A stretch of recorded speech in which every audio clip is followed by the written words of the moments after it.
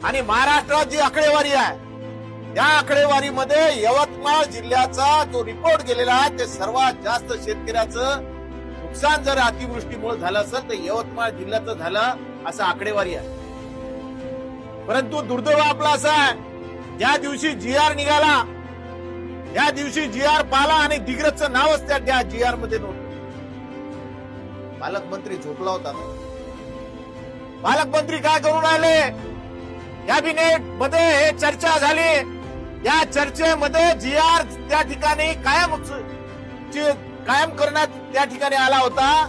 यावेळी दिग्रजचं नाव नव्हतं। जेव्हा आम्ही GR पाला तेव्हा आम्ही कलेक्टरशी चर्चा केली की GR मध्ये दिग्रजचं नाव का नाही, उमरखेडचं नाव का नाही, महागावचं नाव का नाही। या राज्याचे कृषी सचिव आहे त्यांना मी फोन लावला, त्यांना विचारलं की बा आमच्या या दिग्रजचं नाव का नाही। त्यांनी सांगितलं की चुकीनं राहिला। मी म्हटलं चुकीनं कसं राहू शकते? GR पूर्ण महाराष्ट्रामध्ये तुमच्या साईटवर या ठिकाणी उपलब्ध झालेला आहे। कलेक्टरनी सांगितलं की मी ताबडतोब तसा प्रस्ताव पाठवतो। आणि आपल्या सर्वांचं दुर्दैव आहे की ज्या मतदारसंघाचं नेतृत्व तुम्ही करता त्याच्यामध्ये दिग्रज तालुका वगळला तरी तुम्ही एक शब्द टुकार सुद्धा म्हणत नाही। हे तुमच्या आमच्या सर्व शेतकऱ्यांसाठी दुर्दैवाची गोष्ट आहे।